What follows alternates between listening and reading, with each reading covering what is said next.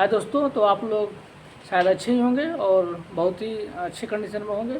तो आपके लिए मैं एक बहुत ही आज यूनिक टॉपिक कवर करने वाला हूँ। जिस टॉपिक का नाम है कि फार्मास्यूटिकल इंडस्ट्री में जो भी इंटरव्यू देने वाले कैंडिडेट हैं उनके लिए कुछ मैंने क्वेश्चन लेके आए हैं और उसका सॉल्यूशन भी देंगे, ताकि आप प्रॉपर इंटरव्यू दे के आएँ और अपना एक सीट कंफर्म करके आएँ, जो आपको बहुत ही यह वीडियो उसमें हेल्प करेगा। तो चलिए स्टार्ट करते हैं।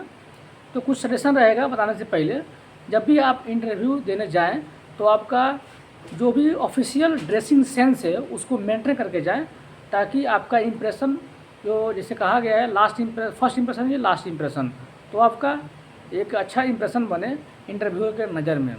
उसके बाद में आपका जो कॉन्फिडेंस लेवल जो होना चाहिए इंटरव्यू के प्रति, कॉन्फिडेंस लेवल वो हाई होना चाहिए और बहुत ही बेहतरीन एक चार्मिंग फेस के साथ आप इंटरव्यू के चैम्बर में आप एंट्री मारें। उसके बाद एंट्री करते वक्त जो सावधानियाँ क्या क्या बरतनी है उसके बारे में बता दूँ आपको। जैसे आप किसी भी इंटरव्यूअर कोई भी कंपनी में जाते हैं तो आप अपने फाइल को अपने हाथ में पकड़े रहें और फॉर्मल ड्रेस में जब जाते हैं, जैसे आप दरवाज़ा को पे एंट्री देते हैं तो एंट्री करते ही आप उसको पूछ के एंट्री करें, और जो भी टाइम हो रहा है, जैसे 12 बज रहा है, सुबह का टाइम है, तो उसी के अकॉर्डिंग आप उसको विश करें, रिस्पॉन्स करें। उसके बाद आपको बोला जाए तभी आप चेयर पे बैठें या उनको सीवी बढ़ाएं। ऐसा अपने से कुछ नहीं करना है आपको। उसके बाद सीवी जो भी होगा आपका एक बेहतरीन सीवी बना के जाए, ताकि उसमें एक आपका पूरा एट ए ग्लांस में आपका पूरा जो भी एजुकेशन क्वालिफिकेशन और आपके बारे में उनको समझ में आ जाए कि एक आप वेल एजुकेटेड हैं, और सीवी से भी कुछ मतलब आपका जो कैरेक्टर है वो पहचान में आती है।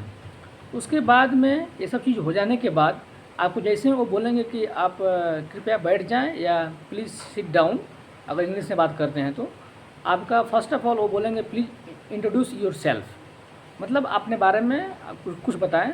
तो आप एक पहले से ही बना कर रखें समराई फॉर्म में आपका इंट्रोडक्शन, जैसे कि इंट्रोडक्शन में आपका एजुकेशन, एड्रेस, उसके बाद में जो भी डिजर्टेशन किए हैं उसके बारे में, और जो भी आपका फेवरेट टॉपिक है या गेम है, जो कुछ भी है आप उसको बता सकते हैं, अपने फैमिली बैकग्राउंड के बारे में बता सकते हैं।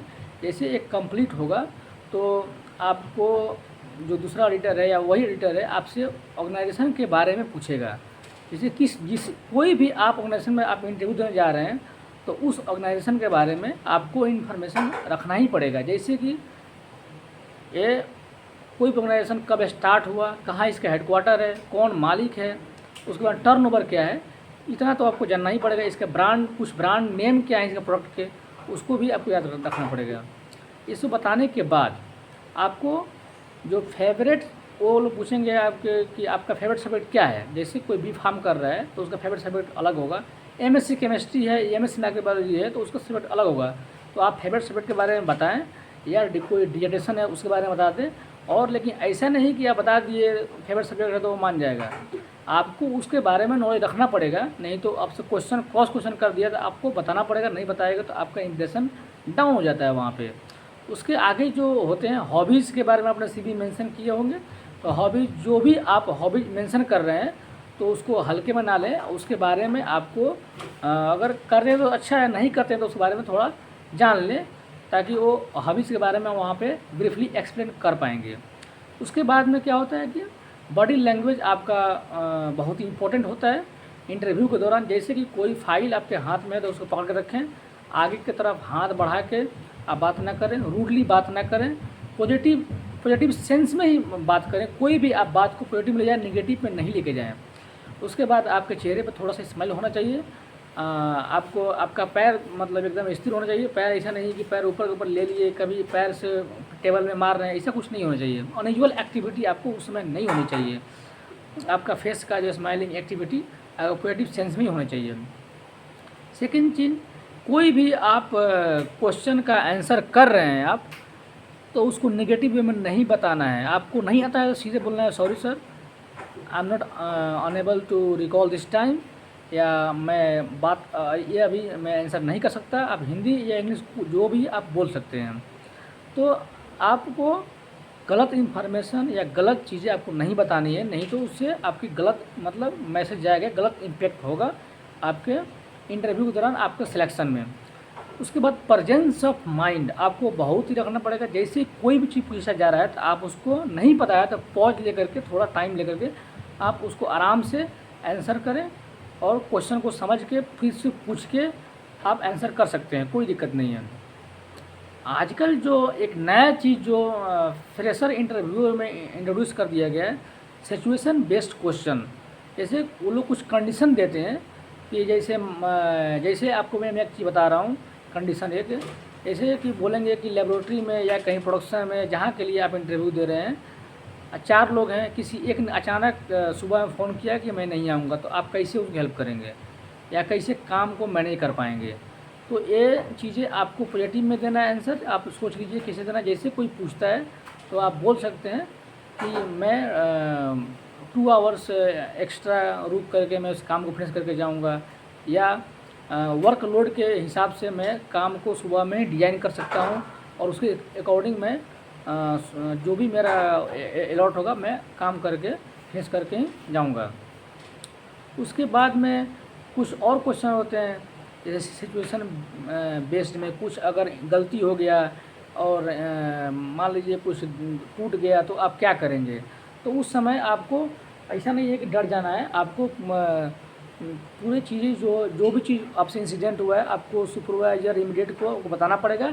ऐसे आपको माइंड में सेट होना चाहिए क्वेश्चन के बारे में। ये सारे चीज़ हो जाने के बाद आपको टेक्निकल राउंड के लिए टेक्निकल पर्सन के पास आपको भेज दिया जाता है, जिसमें आपके कोर सब्जेक्ट से ही पूछे जाएंगे।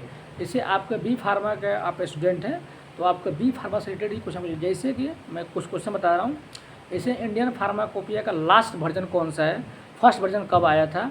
उसके बाद में पूछेंगे आपके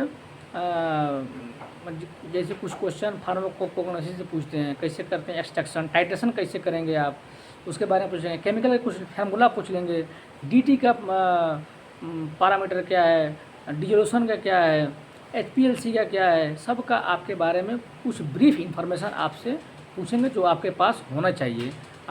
उसके बाद में हम ले लेते हैं कि अगर कोई MSc केमिस्ट्री से है तो उसके बारे में केमिकल फार्मूला, टाइट्रेशन, वही सेम चीज़ें आपसे पूछे जाएंगे। लेकिन अगर माइक्रोबायोलॉजी से आप हैं तो माइक्रोबायोलॉजी से क्वेश्चन जैसे कि आपसे पूछे जाते हैं, मीडिया के बारे में पूछे जाएंगे, ऑटोक्लेव के बारे में। ऑटोक्लेव बहुत ही इंपॉर्टेंट है किसी माइक्रोबायोलॉजी लेबोरेटरी चलाने के लिए, क्योंकि ऑटोक्लेव अगर नहीं है तो लेबोरेटरी नहीं चल पाएगा।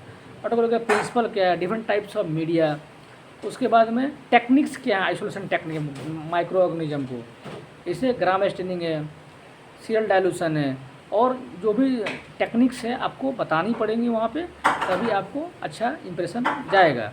उसके बाद में अगर हम आए तो थोड़ा सा मीडिया का नाम पूछ लेते हैं। बैक्टीरिया का नाम जरूर पूछते हैं कि 5 बैक्टीरिया ग्राम नेगेटिव, 5 पॉजिटिव का आपको नाम याद रखना पड़ेगा। मैं इसलिए बोल रहा हूँ कि बहुत लोगों को ये सब चीज़ें उस समय एट ए टाइम याद नहीं होती है, तो आप पहले से प्रिपेयर होकर जाएँ, तभी आपके लिए बेहतर होगा। ग्राम स्टेनिंग का प्रिंसिपल क्या है, डिफरेंस क्या है प्रोकैरियोट यूकैरियोट में, उसके बाद आप ग्राम नेगेटिव और पॉजिटिव में डिफरेंस क्या है, ये सब चीज़ें बेसिक चीज़ें आपको। LF का प्रिंसिपल क्या है, हेपा का पोर साइज क्या है, हेपा का फुल फॉर्म क्या है, आपको याद रखना पड़ेगा। एंट्री एग्जिट प्रोसीजर में कैसे मेंटेन करते हैं, हाइजीनिक कैसे मेंटेन करेंगे, एज ए माइक्रोबायोलॉजिस्ट आपको पता होनी चाहिए।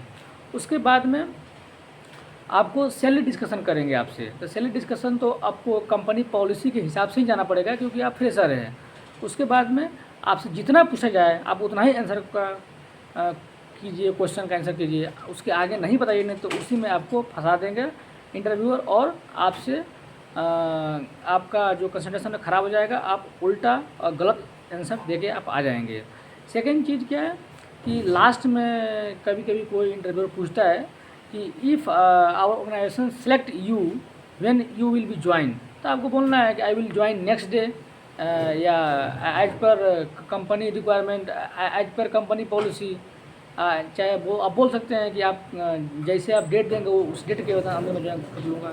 तो आज का चैप्टर, आज का जो एनालिसिस, कंप्लीट एनालिसिस ये था इंटरव्यू रिलेटेड। अगर इसमें आपको कुछ क्यूरी है या कुछ क्वेश्चन है जैसे कि, तो आप कमेंट बॉक्स में कमेंट कर सकते हैं, और मैं पूरा कोशिश कर रहा हूँ ताकि आपको पूरा इन्फॉर्मेशन मिले इससे अगर वीडियो आपको अच्छा लगा तो लाइक और सब्सक्राइब जरूर करें। Thank you, thanks a lot.